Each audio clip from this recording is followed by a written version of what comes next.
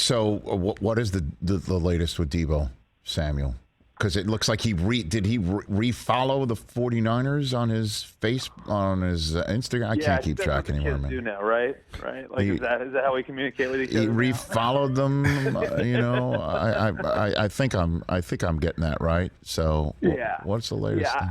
I mean, I could tell you, like the Niners have been very careful about how they've handled this, and they've done their best to try and handle this, I think, in the most respectful way possible. And the messaging coming out of there is how badly they want him back and how important he is to their team. And, I think, in the same way, I think Deebo is forthright that this is not just about money. And I hesitate to say it's got nothing to do with money because, I've learned over the years it always has something to do with the money. But I mean, like Deebo has made it very clear to them, the role is an issue and how he sees himself as a player. He sees himself as a receiver. He was second in the NFL in receiving yards halfway through last year. By the end of the year, he was the third wheel in the passing game behind Kittle and Ayuk. And the longevity issue of playing the way that they played him last year, like those are real things for him.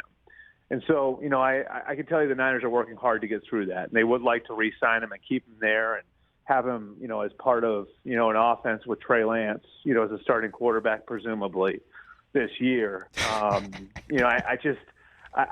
think for right now, it's an unpredictable situation because it's one of these where you can't just throw money at the problem and think that it's going to be fixed. Well, I mean, you just used the word presumably in regards to Trey Lance being a starter. And I'm how many times I keep hearing this over and over and over again. Yeah. Why do we think he's not ready yet? What is that drumbeat, that constant subtext that I keep hearing about Trey Lance?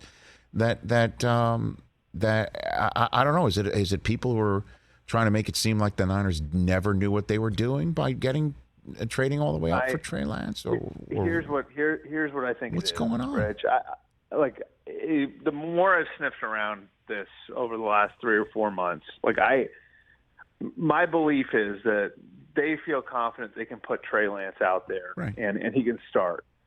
Can he run Kyle Shanahan's offense, the full breadth of Kyle Shanahan's offense? That's the question. And then it's how much, if he can't run the whole thing, how much do they have to adjust? And remember, like Kyle went through that with Robert Griffin III all those years ago in Washington when they basically imported the Baylor offense, and he won Rookie of the Year. So it's not like Kyle can't do that,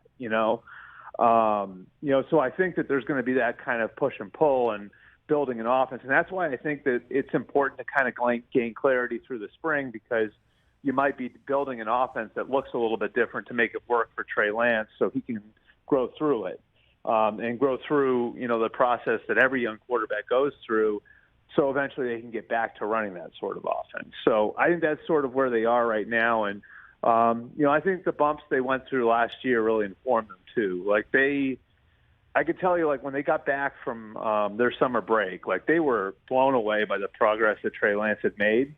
And those first 10 days of training camp, there was some real thought, do we open this up and turn it into a real competition? Now, he wound up leveling off, and then he had some issues. The first time he played, I think that was the end of September, beginning of October. And then, towards the end of the year, he started to ascend again. And he played relatively well when he got a start there at the end of the year. So there were a lot of ups and downs last year, and I think that part of this is sort of figuring out how much they're going to have to adjust what they do offensively to make it work for Trey Lance and playing in 2022. And then, of course, what that'll wind up meaning for guys like Brandon Ayuk and Deebo Samuel and George Kittle within the offense. Hey, you watched all the way to the end. Thanks for that. Watch more right here.